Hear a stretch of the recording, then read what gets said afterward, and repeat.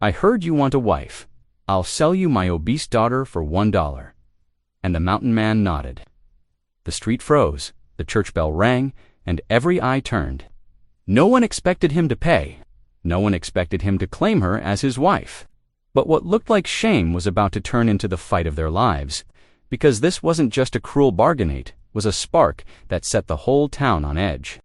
The father had already promised her land to the railroad, and the men in black coats, they'd kill to keep it. In a cabin high in the mountains, two broken souls find warmth in the firelight. But danger rides with the storm, and secrets hidden in old treaty papers could shatter everything. Will she remain the girl sold for a single coin, or rise as the wife who stood against greed and turned a cruel mockery into the fight for justice itself? Before we begin, send a quick wave in the comments. Tell me your city, your country, your vibe.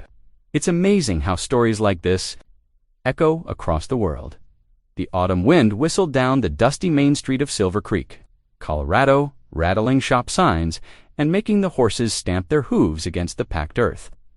Townsfolk hurried about their business, pulling coats tighter against the mountain chill. The peaceful afternoon shattered when angry shouts drew everyone's attention to the general store's wooden boardwalk. "Worthless girl!" The words rang out harsh and cruel.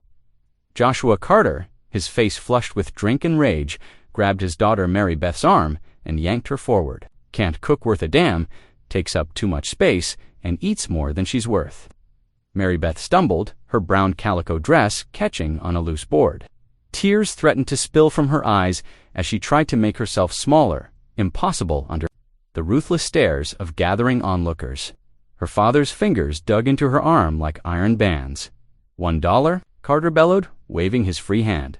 $1 silver, and she's yours. Any man want a wife? Even a sorry excuse for one like this. Children whispered behind their hands, while their mothers pulled them close. The crowd shifted uncomfortably, but no one stepped forward to stop the spectacle. Mary Beth's cheeks burned with shame as her father continued his tirade, listing her faults for all to hear. A horse's bridle jingled and boots thudded steadily on the boardwalk. Through her tears, Mary Beth saw a tall figure approach. The crowd parted like water around river rocks, revealing a weather-beaten man she'd never seen before. His buckskin jacket showed signs of hard living in the mountains, and a rifle was slung across his back. The stranger's quiet voice cut through the muttering crowd. "I reckon that's enough." Carter sneered at the newcomer. "This ain't your business, mountain man, making it my business." The stranger's voice remained level as he reached into his pocket. The sun caught the silver dollar as he held it up, then placed it deliberately in Carter's palm. "The lady's my wife now?" Gasps rippled through the crowd. Mary Beth's heart hammered in her chest as she looked up at her unexpected defender. His face was lined and scarred, but his eyes held steadiness. And something else, compassion, perhaps. Carter stared at the coin in his palm, his mouth working soundlessly. The stranger, who someone in the crowd whispered, was Michael Boone, shrugged out of his heavy wool coat. With gentle hands, he draped it around Mary Beth's shoulders. But, Carter sputtered, his face growing redder. "You can't just and did." Michael's tone brooked no argument. "You made the offer, I accepted. Got witnesses aplenty." He nodded toward the crowd, who murmured in agreement. Mary Beth clutched the coat around herself, breathing in the scent of wood smoke and pine. The warmth of the wool battled against her trembling as Michael placed a protective hand on her shoulder. "Come along, Mrs. Boone," he said quietly, loud enough for others to hear, but gentle enough to ease her fear. "Let's get you somewhere warm." The crowd parted again as Michael guided her away from her father, who stood frozen with the silver dollar. Still in his palm, Mary Beth heard whispers follow them down the street, but Michael's steady presence beside her helped her keep her head. High, despite her uncertainty, they walked in silence past the livery stable and toward the edge of town. Mary Beth stole glances at the stranger who had just become her husband. His profile was sharp against the autumn sky, and his steps were sure, despite the uneven ground. She had no idea if she'd just been rescued or traded one form of bondage. For another dot, as if sensing her thoughts, Michael slowed his pace to match hers. "Got a cabin up Cedar Creek way?" he said softly. "Good hunting, clean water, plenty of space to breathe free." He paused, then added, "Nobody there to shame you." Mary Beth pulled his coat tighter, the words "shame you" echoing in her mind like the church bells on Sunday morning. She couldn't quite find her voice yet, but she managed a small nod. Behind them, the sounds of town grew fainter. The creak of wagon wheels, the clash of the blacksmith's hammer, the shouts of children at play. Ahead lay the unknown, a life with a stranger who had spent a single dollar to save her dignity. As they walked toward whatever future awaited, the late afternoon sun painted the mountain peaks gold, and for the first time that day, felt something stir in her heart that felt almost like hope. Michael led Mary Beth through the bustling street, toward the livery stable, his hand, gentle but firm, on her elbow. The sweet scent of fresh hay drifted from the weathered building, mixing with leather and horse. Inside, a sturdy bay horse nickered softly at their approach, pawing the ground with one hoof. "This here's Thunder," Michael said, his voice low and steady. "He's sure-footed in the mountains." Mary Beth nodded, still wrapped in his coat. Her throat felt too tight for words. Michael's strong hands encircled her waist, and he lifted her onto the saddle as easily as if she were made of cotton fluff. The gesture brought fresh tears to her eyes. No one had ever handled her so carefully before, rather than mounting. Behind her, Michael took Thunder's reins and walked beside the horse. His rifle swung gently across his back with each step. The late afternoon sun cast long shadows across the street as curious townspeople gathered to watch them pass. "Mr. Boone," a sharp voice cut through the murmurs. Reverend Matthew strode toward them, his black coat flapping. "A word, if you please." Michael stopped, positioning himself between the preacher and Mary Beth. "Speak your piece, Reverend." The preacher lowered his voice, but Mary Beth could still hear every word. "Without proper marriage papers filed, this transaction of yours could be seen as trafficking. The law takes a dim view of such matters. Reckon we'll handle the papers." "Proper when time allows," Michael replied evenly. "Right now, the lady needs peace and rest." Movement near the general store caught Mary Beth's attention. Two men in expensive suits, railroad men by their clean boots and city clothes, huddled with her father. Their angry whispers carried on the wind. "Carter promised us those grazing rights," one hissed. "Now his girl's married to some mountain. Man, this complicates everything."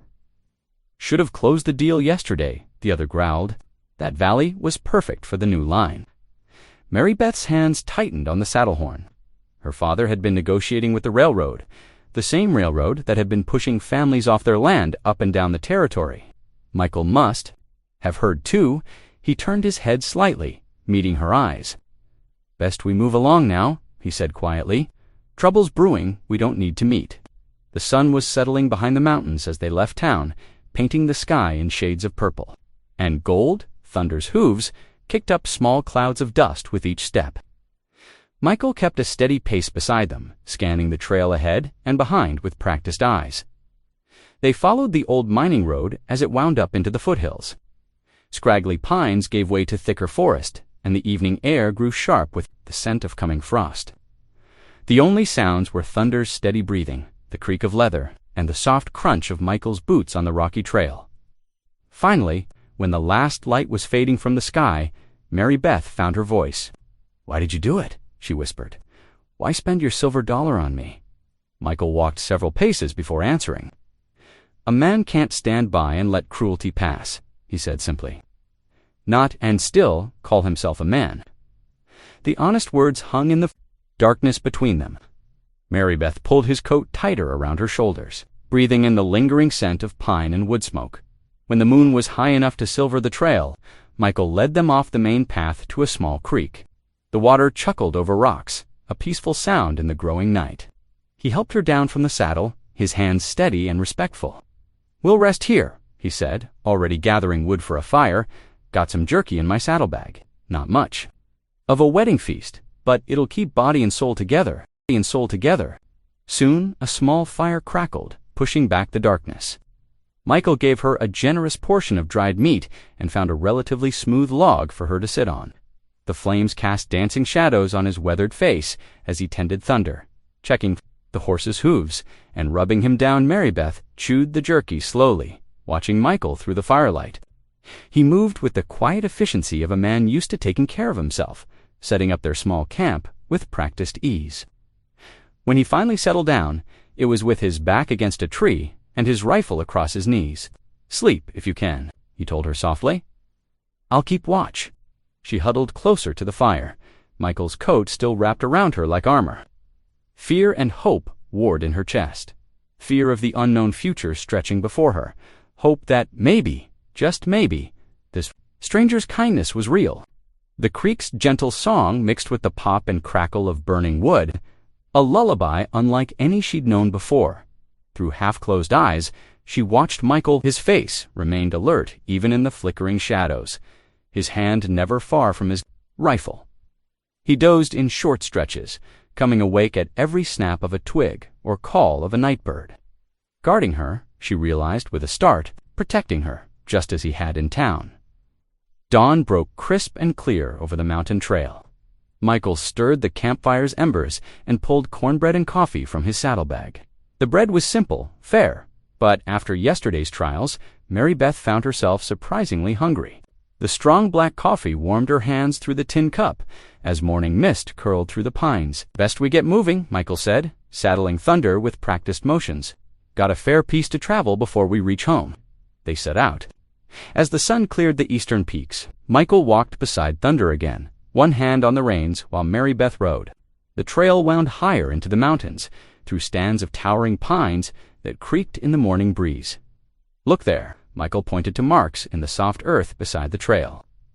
"Deer passed through before dawn. See how the tracks are, still sharp." Mary Beth leaned forward in the saddle, studying the delicate impressions. They looked like little heart shapes.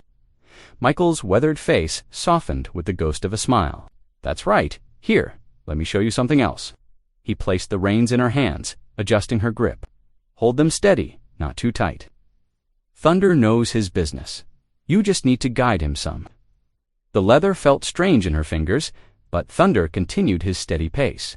Gradually, Mary Beth found herself relaxing into the rhythm of his walk. Michael nodded approvingly as she learned to move with the horse's gait. The sun climbed higher as they traveled deeper into the wilderness. Around midday, the trail opened onto a small valley tucked between two ridges. A log cabin stood near a clear creek, smoke rising from its stone chimney. A small corral and Leontu stable set off to one side. "It ain't much," Michael said quietly, "but it's home." He helped her down from Thunder, then led them to the cabin's heavy wooden door. Inside, the single room was plain but tidy. A rough-hewn table and chair occupied one corner, while a narrow bed with a patchwork quilt stood against the far wall.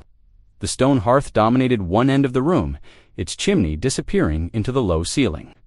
A few shelves held cooking implements, books, and supplies. Michael set down his rifle and pack.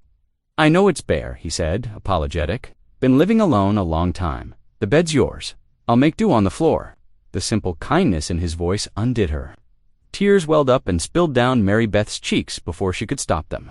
She turned away, trying to hide them, but her shoulders shook with quiet sobs. Now, Michael said gently. "No need for tears. You're safe here." He busied himself at the hearth, giving her time to compose herself.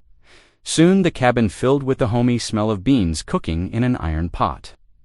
Mary Beth wiped her eyes and looked around, needing something to do. The shelves caught her attention. They could use a good organizing dot as she straightened tin cans and stacked books. The afternoon light softened into evening. Michael stirred the beans and sliced more. Cornbread. They sat at the table together, the meal simple but filling. "Do you know many hymns?" Mary Beth asked suddenly, breaking the comfortable silence. "A few." "You? I love them." A smile touched her lips. "Father never let me sing in church. Said I would draw too much attention. But I know most of the hymnal by heart." Michael nodded, understanding in his eyes. "Sing whenever you like here. Won't be nobody to mind but the birds and squirrels." The conversation drifted to his years in the mountains, trapping beaver and living off the land. He spoke of long winters and spring thaws, of reading by lamplight during storms. His voice was steady and calm, like the creek flowing outside. As they cleared the supper dishes, Michael paused. "Whatever your father or those railroad men might claim, you're safe under my roof," he said firmly. "Got papers in town say this land's mine, fair and square. They can't touch you here." Later, lying in the narrow bed, Mary Beth listened to Michael. settling onto his bedroll near the hearth. The cabin's walls seemed to hold them in a pocket of peace, separate from yesterday's shame and tomorrow's uncertainties. Michael's steady breathing mixed with the creek's song and the wind in the pines, though her future remained unclear. Something warm and unfamiliar bloomed in her chest, the first fragile shoots of trust taking root in safe soil. Dawn painted the mountain sky in soft pinks and golds as Mary Beth woke to the rhythmic thud of an axe outside. She pulled Michael's wool coat around her shoulders and stepped onto the cabin's small porch. There he was, steadily splitting logs for the woodpile, his breath visible in the crisp morning air, wanting to be useful. Mary Beth returned inside and picked up the rough bristled broom. She swept the hearth clean of last night's ashes, then measured cornmeal into a pot. Her hand shook slightly as she added water from the bucket, still uncertain in this new place, but determined to learn. Michael came in, arms full of split wood. "Much obliged for the sweeping," he said, setting the logs by the hearth. "Reckon it's time I show you a few things about cabin life." Over breakfast of hot cornmeal mush, Michael outlined the daily tasks needed to keep the cabin running. "Water's most important," he explained. "Creek's close, but hauling it takes strength. We'll start slow." That morning, he demonstrated how to bank the fire in the cook stove, explaining how different woods burned. Mary Beth listened intently, though her arms trembled when lifting even the smaller logs. Michael never rushed her, showing the same patience he had with thunder on the trail. "Your turn," he said, handing her the water bucket. The creek wasn't far, but the path was steep. Mary Beth struggled, spilling half the water before reaching the cabin. Her cheeks burned with embarrassment. "No matter," Michael said kindly. "It took me time to learn too. Let's try again." As the days passed, Michael taught her more how to set snares for rabbits, clean game, and preserve meat. Mary Beth's soft hands grew calloused, her arms stronger. Though she still struggled with some tasks, Michael's steady encouragement helped. Her persist. They fell into a rhythm. Mornings were for chores, Mary Beth tending the cabin while Michael hunted or checked his trap lines. In the afternoons, he took her along, teaching her to read animal signs and move quietly through the forest. Though she was far from graceful, she found herself loving these quiet lessons, learning to see the wilderness through his experienced eyes. Evenings were Pasbill's specially peaceful. After supper, Mary Beth would read aloud from her small Bible. Its pages worn smooth from years of comfort-seeking, Michael would listen intently, whittling or mending gear by the fire's light. Sometimes he asked questions about the passages, revealing a thoughtful mind behind his quiet exterior. 5 days after their arrival, a rider appeared on the trail. Jim Watson, a trapper Michael knew. While Mary Beth stayed inside, she could hear their low voices on the porch. The news wasn't good. "Your bride's father's raising hell in town," Jim reported, claiming you stole his daughter. "Some of them railroad men are backing him, stirring folks up, something fierce." Michael's reply was calm but firm. "Appreciate the warning, Jim, but what's done is done. Man sells his daughter for $1. He's got no right to cry theft after." That evening, tension hung in the cabin like smoke. Mary Beth stirred the venison stew she'd managed to prepare, Michael's lessons helping her improve her cooking. Without thinking, she began to sing softly, an old hymn about finding shelter in storms. "Amazing grace, how sweet the sound that saved a wretch like me." Her voice, though untrained, was clear and sweet. She stopped abruptly, remembering her father's mockery, but Michael looked up from his work. "Don't stop," he said quietly. "It's been a long time since these walls heard singing." Encouraged by his words, Mary Beth continued the hymn. As she sang, she studied Michael in the firelight. Scars marked his weathered face, speaking of hard years in the wilderness. Yet his eyes held a gentleness that made her feel safe, seen for who she was, rather than judged for what she wasn't. The hymn ended, its last notes mixing with the fire's crackle. "That was right pretty," Michael said simply. Mary Beth felt her cheeks warm, but not from shame this time. Something was growing between them, as gradual and natural as the changing seasons. It wasn't the fierce passion she'd read about in dime novels, but something deeper, trust, built through shared days, quiet moments, and small kindnesses. Neither spoke of it directly. Michael remained respectful, sleeping by the hearth while she took the bed. But she noticed how he'd pause in his work to watch her, how his hand would steady her elbow when the path was steep. For her part, Mary Beth found herself humming more, often taking extra care with his meals, wanting to bring comfort to this solitary man who'd shown her such unexpected dignity that night. As owl calls drifted through the darkness, Mary Beth lay awake, thinking how strange life was. A week ago, she'd stood humiliated on that town boardwalk. Now she was here, learning to be strong, finding her voice. Whatever her father might say, she knew the truth. She hadn't been stolen. She'd been saved. A week of mountain living had brought subtle changes to Mary Beth. Her steps were steadier now, her hands less soft from cabin work. Still, anxiety gnawed at her stomach as Michael guided Thunder down the trail toward town. They needed supplies, flour, salt, ammunition, things the wilderness couldn't provide. The autumn morning had warmed considerably when they reached the outskirts. Michael dismounted first, then helped Mary Beth down with careful hands. As they hitched Thunder outside the general store, townsfolk gathered on the boardwalk whispering behind raised hands. A group of young men snickered, making Mary Beth's cheeks burn. "Pay them no mind," Michael said quietly, his hand steady at her elbow. Inside the store, Mr. Peterson stood behind his counter. His welcome was cool as ice. "What can I do for you folks?" he asked, not quite meeting their eyes. Michael listed their needs while Mary Beth examined a bolt of blue calico, running her fingers over the fabric. She needed a new dress. The one she wore was showing wear, but shame kept her silent. As Mr. Peterson gathered their supplies, he cleared his throat. "Heard tell the railroads got lawyers coming up from Denver," he said, measuring coffee beans. "They're saying that dollar sale weren't legal-like. Might contest your right to call her wife."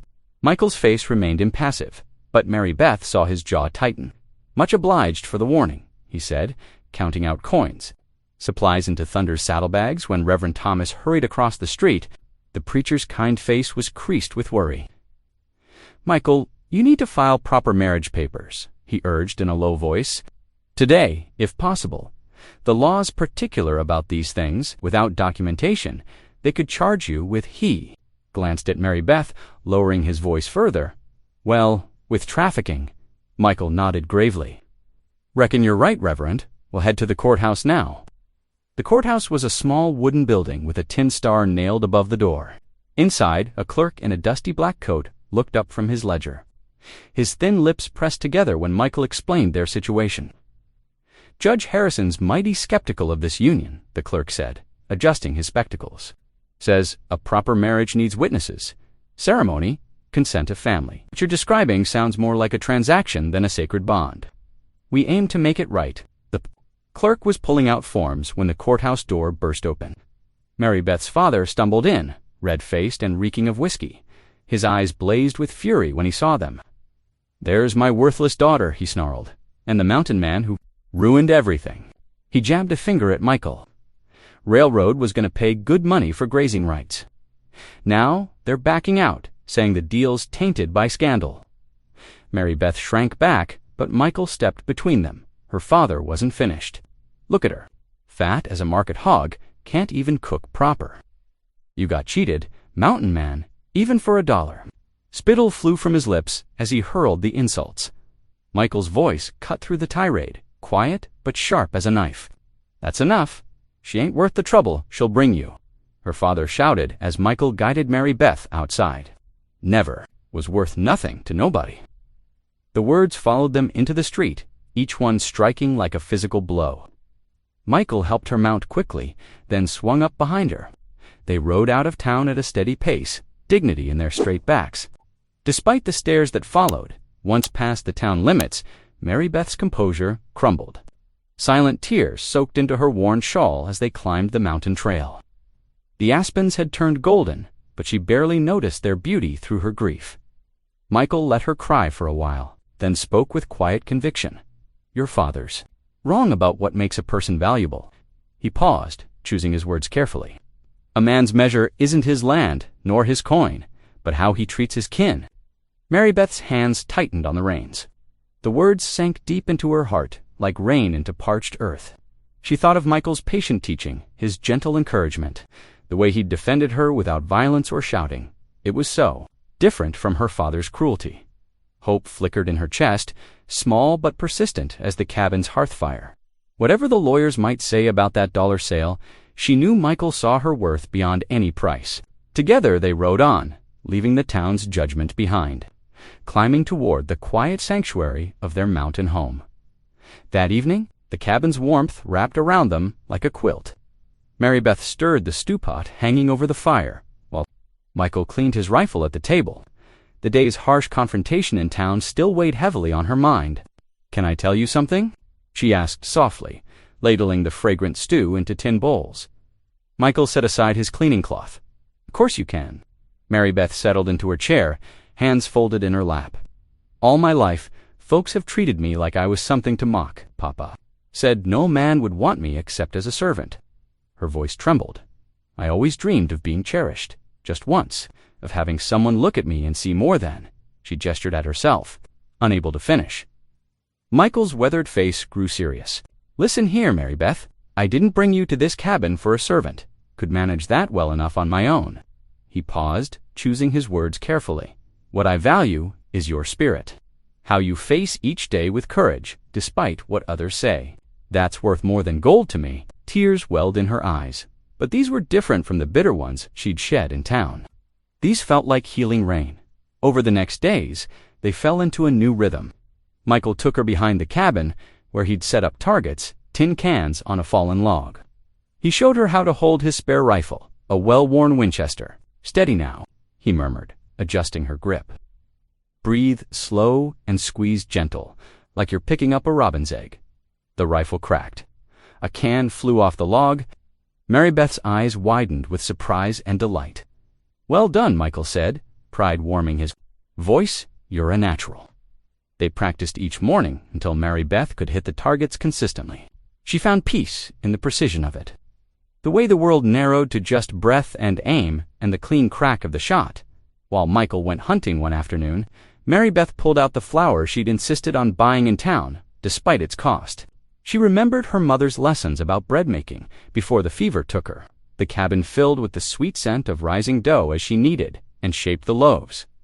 When Michael returned with a brace of rabbits, he stopped short at the sight of fresh bread cooling on the table. "Been a long time since I smelled something so fine," he said softly. That evening, over supper, Michael grew quiet, his eyes distant. "Had a brother once," he said suddenly, "younger than me by 6 years. Took work with the railroad when times got lee and his hand tightened around his cup. Foreman pushed them to work faster than was safe. Bridge collapsed. Lost him and 5 others that day." Understanding dawned in Mary Beth's heart. "That's why you stand against them now. Railroad men care more for profit than people. Seen it too many times." His voice was rough with old grief. Without thinking, Mary Beth reached across the table and laid her hand over his. His fingers were calloused, scarred from years in the mountains, but they closed gently around hers. They sat like that for a long moment, sharing the warmth of connection. Then, laughter came easier, like spring water breaking through ice. In the evenings, Michael told stories of his trapping days, while Mary Beth mended clothes by lamplight. She shared memories of her mother's hymns, sometimes humming them softly as she worked. One night, she knocked over a cup while clearing supper. Instead of flinching at her clumsiness, as she once would have, she just chuckled. "Reckon I'm still getting used to these mountain ways." Michael's laugh joined hers, deep and genuine. "You're doing fine, Mary Beth, just fine." She caught her reflection in the window glass, the same face, the same figure that had drawn so much scorn. But now she saw herself differently. Here in this cabin, working alongside Michael, she wasn't a burden to be mocked or sold. She was a partner, matching his quiet strength with her own gentle determination. That night, as she banked the fire, Mary Beth realized something had changed within her. The shame that had weighted her steps for so long felt lighter, like winter snow beginning to melt. In its place grew something new, a sense of belonging, of worth, as steady as the mountain beneath their cabin. The aspens shimmered gold against the blue October sky as Michael and Mary Beth rode into town. A month had passed since their last visit, a month filled with quiet mornings and shared work that had knit them closer together.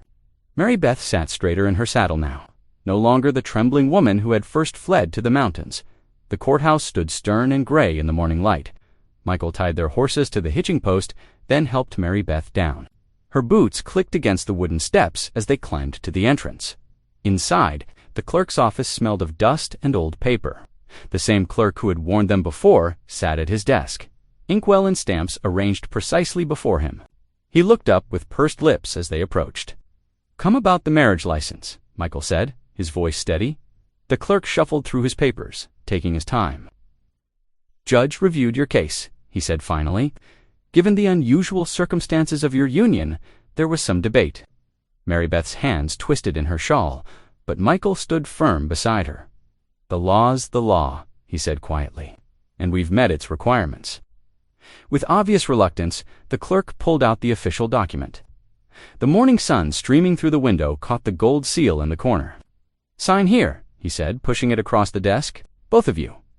Michael took up the pen first, his signature bold and clear. Then he handed it to Mary Beth. She dipped the nib in ink, careful not to let her hand shake. Pride swelled in her chest as she wrote Mary Beth Boone beside Michael's name. The clerk's stamp came down with a sharp crack. "It's done," he announced, though his tone suggested he wished it wasn't. "You're legally man and wife."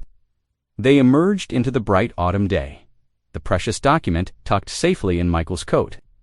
Mary Beth couldn't stop smiling as they mounted their horses and rode out of town. Around midday, they came to a high meadow carpeted with golden grass. Michael reined in his horse. "Seems a fine place to rest," he said, swinging down from his saddle. They spread Michael's coat on a sun-warmed rock. Mary Beth brought out bread and cheese from her saddlebag, while Michael studied the ground nearby. "Come see this," he called. Mary Beth joined him, and he pointed to deep impressions in the soft earth. Elk tracks, fresh ones. He showed her how to read the signs, the depth that told the animal's weight, the direction it was heading, how recently it had passed. "See here." He traced the edge of a print. The way it's pressed deeper on this side means it was moving fast, probably startled by something. A gust of wind scattered their breadcrumbs, making them laugh as they tried to catch their lunch. Mary Beth felt lighter than she had in years, sitting there in the meadow with Michael, learning the language of tracks and signs that had been his life for so long. The afternoon drew on, and they started for home. The setting sun painted the mountains in shades of purple and gold as they approached the cabin. But something made Michael tense as they drew closer. "Stay here," he said softly, dismounting and drawing his rifle. He approached the cabin carefully, then reached for something stuck in the door. An envelope, plain and unmarked. Michael opened it, his face growing grim as he read. Mary Beth slid down from her horse and went to him. "What is it?" He handed her the note. The writing was rough but clear. "Leave now or face burned fields and broken bones. This is your only warning." Mary Beth's hands trembled as she read the words again. "The railroad," she whispered. Michael nodded, studying the handwriting intently. "Reckon so. They're not done trying to pressure us off this land. What will we do?" Fear crept into her voice, remembering the railroad's reputation for destroying those who stood in their way. Michael took her hands in his grip warm and steady. "We stand firm," he said, "together. This is our home now, legal and proper. I won't let them drive us from it."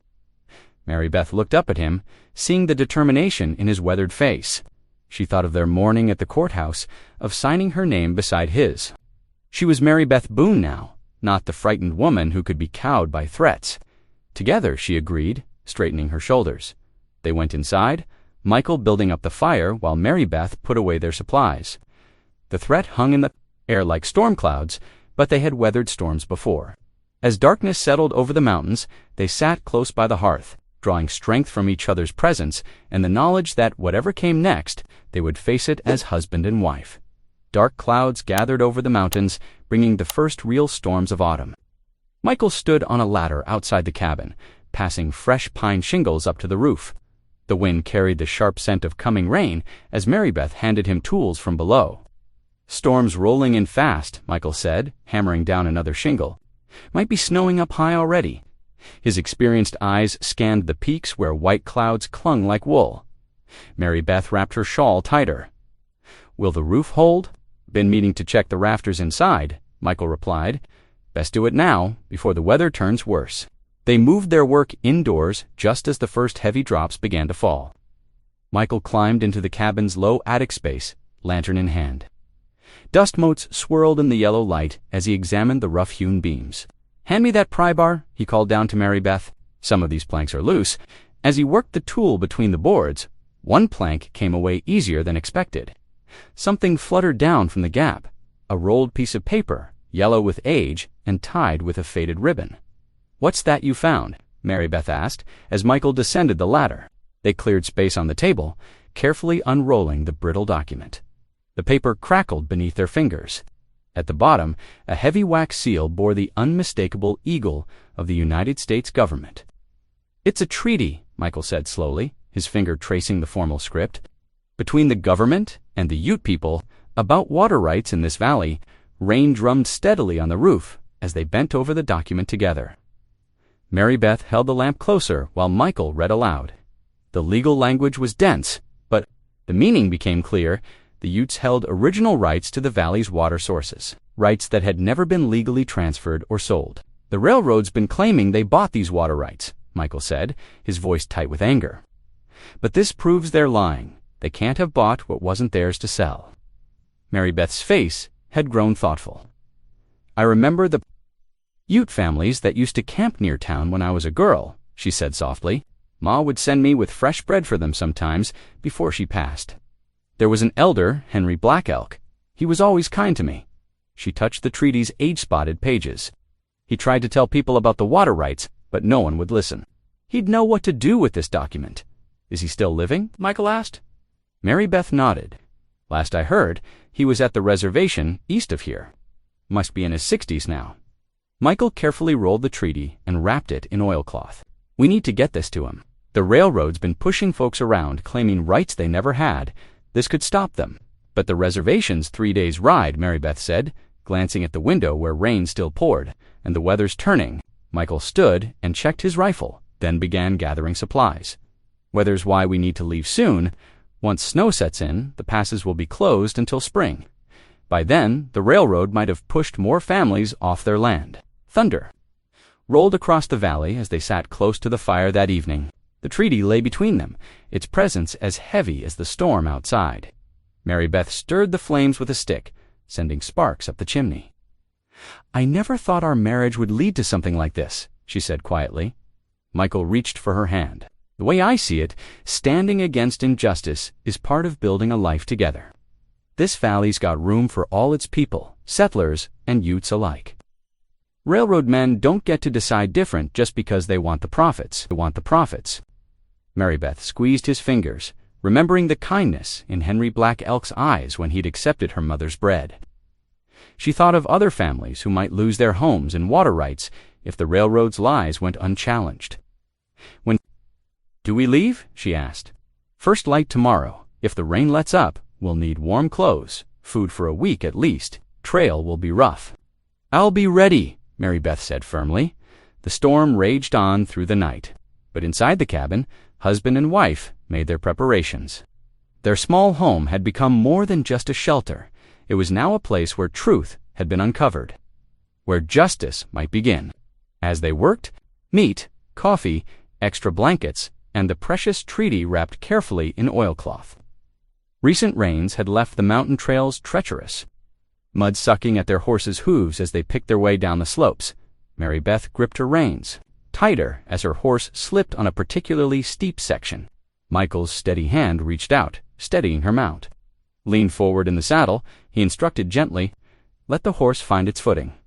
She nodded, following his guidance, though she'd grown more confident in the saddle over the past weeks.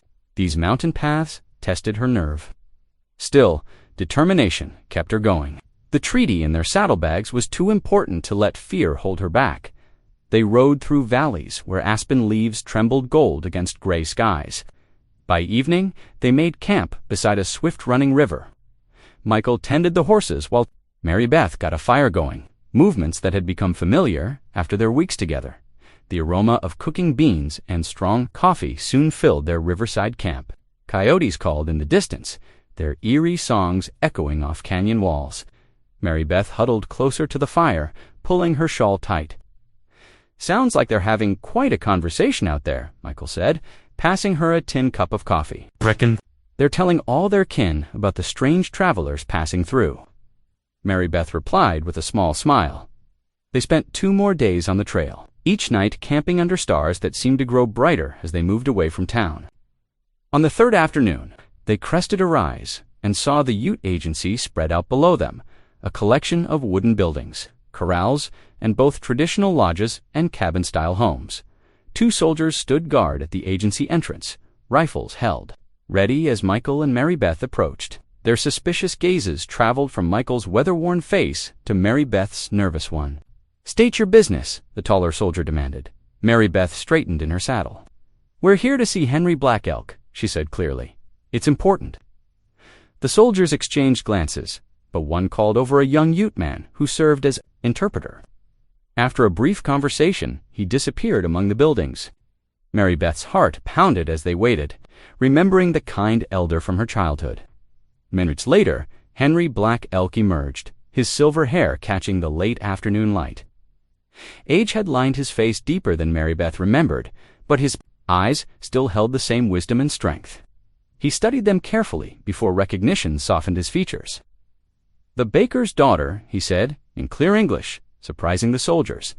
"You brought warm bread to our camps." Tears pricked Mary Beth's eyes. "Yes, sir. My mother taught me that kindness crosses all boundaries." Henry nodded slowly. "She taught you well. Come, we will talk inside." They followed him to a small meeting lodge where Michael carefully brought out the treaty.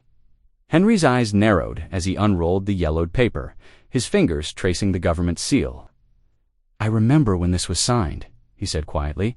"Many promises were made that day. Most were broken." He looked up at them. "Where did you find this?" Michael explained about discovering it hidden in their cabin's rafters. As he spoke, Henry's expression grew more intent. "This document, it proves what we have said for years about the water rights." He sat back, considering. "If I testify to its truth in the white man's court, there will be anger. The railroad has powerful friends." "We know it's asking a lot," Mary Beth said softly, "but without your help, more families, both settler and Ute, will lose their water rights." Henry was silent for a long moment. The treaty spread before him. Finally, he nodded. "I will speak. Truth must be told, whatever storms it brings." That night, they were given space in a guest lodge. Mary Beth lay awake on her blankets, aware of the honor of this hospitality. Outside, she could hear the soft sounds of the agency settling for the night, mothers calling children, horses nickering, the rhythm of drums from somewhere in the distance. Michael stepped in from checking the horses. "Henry's a brave man," he said quietly. "Standing up to the railroad won't be easy." "Do you think we can win?" Mary Beth asked. "Truth's got power of its own," Michael replied. "Sometimes it just needs folks willing to speak it." He reached for her hand in the darkness. "Get some rest. Tomorrow, we start home." In the lodge next door, Henry Black Elk sat with the treaty, his face grave in the lamplight. Decades of broken promises weighed heavy on his shoulders, but perhaps here, finally, was a chance for justice to be heard. The journey back from the Ute Agency began under clear skies. Michael and Mary Beth rode at an easy pace, mindful of the rough terrain. Their success with Henry Black Elk had lifted their spirits, and even the horses seemed to sense their lightened mood. On the second evening, as golden sunlight slanted through the pines, they approached their cabin. Michael reined in suddenly, his hand going to his rifle. The cabin door hung crooked on its hinges, swinging in the mountain breeze. "Stay here," he murmured, but Mary Beth had already seen it. Her heart hammered as she watched him dismount and approach the cabin, rifle ready. Inside, chaos greeted them. Their table lay overturned, its legs splintered. Firewood scattered across the floor like fallen soldiers. The shelves Mary Beth had organized so carefully were stripped bare, their contents strewn about. Even their bed had been torn apart, straw, mattress slashed and bleeding stuffing. Michael moved silently to the door, studying the ground outside. His weathered face grew grim as he traced the signs in the dirt. 3 riders, he said finally. Heavy horses, probably from the livery in town. They rode in from the South Trail. They worked together as darkness fell, riding the furniture and sweeping away broken crockery. Mary Beth's hands trembled as she gathered her precious Bible from where it had been tossed into a corner its pages crumpled but intact. Michael repaired the door as best he could, then built up the fire against the night's chill. "I'll ride to town tomorrow," he said, as they ate a simple supper of dried beef and cornbread. "Need to hear what folks are saying? Maybe get word to the sheriff?" Mary Beth nodded, though worry gnawed at her. "Be careful," she whispered. Morning came sharp and bright. Michael saddled his bay horse, while Mary Beth wrapped extra cornbread for his saddlebag. She watched him ride away, his broad shoulders straight against the dawn sky. The hours crawled by as she tried to keep busy, straightening their damaged home. Near midday, gunshots echoed through the canyon, 1, 2, 3 sharp cracks that sent birds wheeling from the trees. Mary Beth froze, her heart stopping, then racing. More shots followed, then silence fell, heavy as a wool blanket. She ran outside, straining to hear anything more. Only the wind answered, rustling through autumn. Leaves. The afternoon stretched endless as she paced, praying aloud, "Lord, keep him safe. Please, Lord, bring him home." Every snapping twig made her jump. Hoping to see Michael riding back, it was nearly sunset when she heard labored breathing and the slow clip of hooves. She rushed outside to find Michael slumped over his saddle. Horn, one hand pressed to his side, blood had soaked through his shirt, and his face was gray with pain. "Michael!" She ran to him as he half fell from the saddle. His ribs were hot under her hands, and he groaned when she tried to help him stand. "Ambush," he managed through gritted teeth, 4 of them, railroad men, waiting in the rocks. With desperate strength she hadn't known she possessed, Mary Beth helped Michael onto his horse again. She led them slowly home, one hand steady on the reins, the other reaching up to keep him from falling. Inside the cabin, she eased him onto their bed. Her hands shook as she peeled back his blood-stained shirt, revealing ugly bruises spreading across his ribs. A bullet had grazed his side, leaving a deep furrow that still bled, working quickly. She heated water and made poultices from the herbs she'd dried weeks ago. As she cleaned his wounds, she kept up a steady stream of prayer, her voice trembling but determined. "Lord, guide my hands. Give him strength. Don't take him from me, please." Michael drifted in and out of consciousness as she worked. Sometimes he muttered about the ambush, men in dark coats, the flash of guns, horses screaming. Other times, he lay silent, his breathing shallow and pained. Night crept in, filling the cabin's corners with shadows. Mary Beth lit the lamp and kept vigil, feeding the fire and changing Michael's poultices. She refused to leave his side, even when exhaustion made her eyes burn. "You saved me that day in town," she whispered, holding his rough hand between her own. "Now it's my turn to save you." She pressed his knuckles to her cheek, letting tears fall freely. "Don't you leave me, Michael Boone. We've got justice to see done, remember." The wind moaned outside like a wounded thing, and somewhere in the darkness, a wolf howled. Mary Beth pulled her shawl tighter and settled in for the long night ahead, her prayers a constant whisper in the lamplight. Days blurred together as Michael battled fever in their small cabin. Mary Beth moved like a shadow between hearth and bedside, her hands constantly busy with cool cloths and herbal remedies. The wound in his side had begun to heal, but the bruised ribs made every breath a battle. "More water," she whispered, lifting his head gently to help him drink.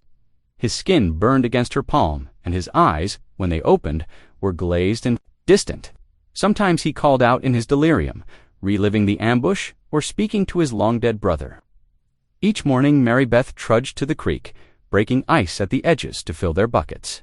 Her arms ached from carrying water, chopping wood, and tending to both their horses. But determination drove her forward. She'd never been needed like this before, never been someone's lifeline by the fire. She stirred pot after pot of bone, broth, adding wild onions and the last of their dried vegetables. "You must eat to keep up your strength," she urged, spooning the liquid carefully between Michael's cracked lips in the quiet afternoons. She would sit beside him with her Bible open across her knee. Her voice grew stronger with each passing day as she read the Psalms aloud. "The Lord is my shepherd. I shall not want." The familiar words brought comfort to them both. On the 4th day, a rider brought telegrams from town. Mary Beth's hands trembled as she read the messages. The railroad was pushing hard, demanding a quick court judgment against their marriage and the treaty claims. They wanted the case heard within 2 weeks. "Michael," she said softly, his arm, "we need to prepare. The railroad isn't waiting for you to heal."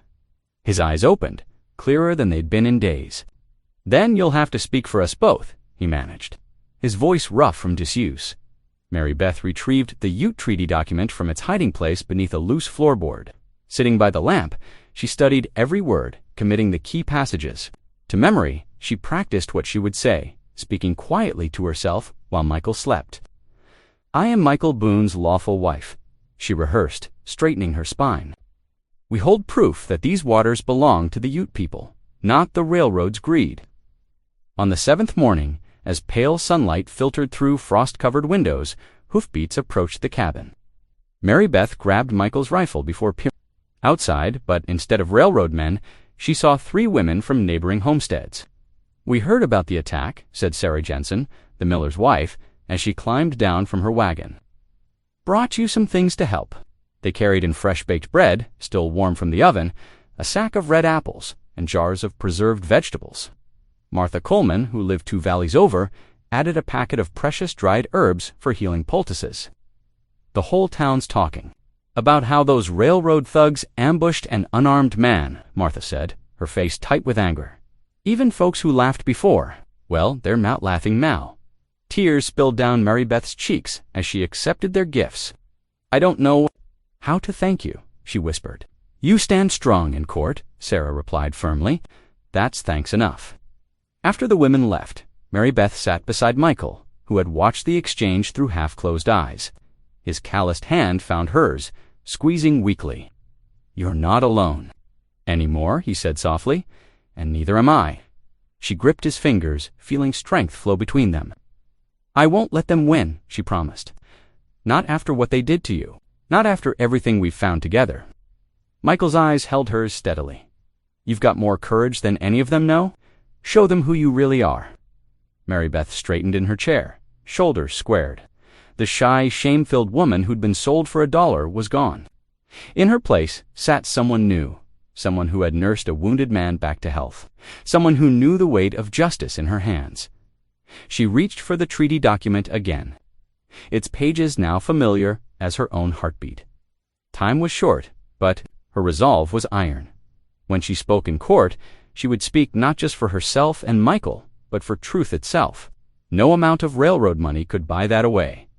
Dawn painted the sky in shades of steel gray as Mary Beth helped Michael mount. His horse, his bandaged ribs made every movement a struggle, but determination blazed in his eyes. She wrapped his coat more tightly against the biting November wind before climbing onto her own mare. "Ready?" he asked softly. Mary Beth nodded, clutching the leather satchel that held the treaty document. Her stomach churned with nerves, but she sat straight in the saddle. The dirt road into town stretched before them like a promise or a threat. They rode slowly, Michael's face tight with pain. At each jolting step, frost crunched beneath the horses' hooves, and their breaths steamed in the morning air. As they approached town, Mary Beth saw crowds already gathering outside the courthouse. Railroad men in fine suits clustered near the steps, their watch chains glinting. Soldiers from the fort stood at attention, rifles held ready. But mixed among them were familiar faces, the women who had brought food, farmers who had nodded respectfully when passing their cabin. Even the old blacksmith who had once fixed Michael's stirrup for free. They dismounted carefully, Michael leaning heavily. On Mary Beth's shoulder, the crowd parted, creating a path to the courthouse door. Whispers followed them inside, where oil lamps cast flickering shadows on the wooden walls. The courtroom was packed tight, with people standing along the back wall. Mary Beth helped Michael to a chair near the front, then took her seat beside him, her father, slouched in the corner, his face red and scowling. She forced herself not to look his way. Judge Harrison entered, his black robes sweeping behind him. The room fell silent as he took his place at the bench, peering over his spectacles. At the assembled crowd, "Court is now in session," the bailiff announced. The matter of Carter land rights and marriage validity, the railroad's lawyer rose first, a tall man with a waxed mustache and expensive suit. "Your Honor," he began, his voice carrying to every corner, "this case is simple fraud. A $1 transaction cannot constitute a legal marriage contract." The land in question belongs rightfully to the railroad through prior agreement with Mr. Carter. He gestured dramatically toward Mary Beth. This woman's supposed marriage is nothing but a crude attempt to interfere with legitimate business interests. We demand the court invalidate this sham and restore the property to its rightful owners. Judge Harrison nodded thoughtfully, and the defense, Mary Beth's hands trembled as she stood. The room seemed to tilt beneath her feet, but she remembered Michael's words, "Show them who you really are." She took a deep breath. "Your Honor," she began, her voice quavering slightly. "I stand before you as Michael Boone's lawful wife. But more than that, I stand as someone who knows the difference between property and dignity." Her voice grew stronger with each word. "My father dragged me onto that street like a piece of cattle for sale. He would have sold me to anyone, to the railroad men who needed his signature, to the drunks from the saloon. But Michael Boone saw me as a person. He paid that dollar not to buy me, but to save me from humiliation." Murmurs rippled through the courtroom. She saw several women nodding, their faces full of understanding. "Since that day, I have learned what real respect means. I have built a life based on trust and kindness, not shame and cruelty. Our marriage may have started with a silver dollar, but it has grown into something true and strong."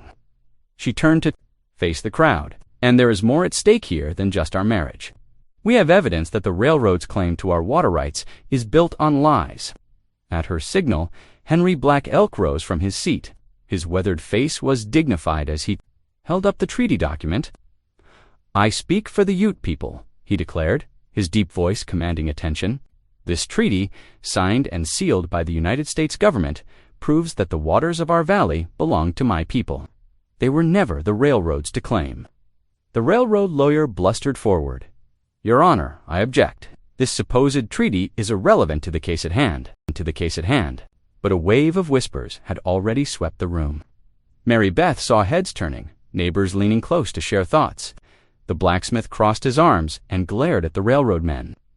Sarah Jensen, sitting near the front, smiled encouragingly. In his corner, Mary Beth's father shifted uncomfortably, his face twisted with something that might have been shame. When she caught his eye, he looked away quickly, unable to meet her steady gaze. Judge Harrison adjusted his spectacles, studying the scene before him. The railroad lawyer continued to protest. Hours crept by while the assembled townsfolk waited, shifting restlessly on the hard wooden benches. Mary Beth's fingers remained tightly laced with Michael's, drawing strength from his steady presence despite his injured state. As dusk painted the windows purple, the judge finally cleared his throat. The room fell silent, holding its collective breath. He lifted his gavel, the sound echoing like thunder in the hushed chamber. "Having reviewed all evidence and testimony, this court finds the marriage between Michael Boone and Mary Beth Carter to be lawful and binding. Furthermore, the railroad's claims to water rights are hereby declared void, as they rest upon invalid agreements that conflict with existing treaty obligations." The gavel fell with decisive force. For a heartbeat silence, held then, joy erupted. Cheers and applause filled the room as people jumped to their feet. The railroad men stormed toward the door, faces dark with fury, but their departure was barely noticed amid the celebration. Michael squeezed Mary Beth's hand, his smile bright despite his pallor. "We did it," he whispered. Townsfolk surrounded, them offering handshakes and warm words. Sarah Jensen hugged Mary Beth tight, while the blacksmith clapped Michael carefully on his uninjured shoulder. Even Preacher Roberts approached, his expression humble. "I was wrong about you both," he admitted. "Your marriage has proven more blessed than many that start with finer ceremonies." Through terror-blurred eyes, Mary Beth saw her father slip away through the crowd, shoulders hunched in defeat. She felt a moment's pity, then turned back to the warmth of her new community. "Outside, we've prepared supper at the church hall. Nothing fancy, just neighbors sharing what we have. Would you and Michael join us?" Mary Beth looked at her husband, seeing exhaustion but also contentment in his face. "We'd be honored," she answered, her heart full. Later that night, after the celebration and the careful ride home, they sat before their cabin's hearth. The familiar crackle of the fire wrapped around them like a warm blanket. Michael turned to her, his weathered face gentle in the firelight. "You know," he said softly, "when I gave that dollar, I wasn't looking for someone to cook or clean. I wanted a wife to love. Tears spilled down Mary Beth's cheeks, but they were tears of joy. And I'm not ashamed anymore, she whispered back. For the first time in my life, I feel truly cherished. Snow lay thick across the valley, transforming the landscape into a pristine white blanket that sparkled in the late afternoon sun. Smoke curled from the cabin's chimney, carrying the promise of warmth and welcome into the crisp mountain air. Inside, Mary Beth hummed softly as she arranged fresh-baked loaves on the wooden table.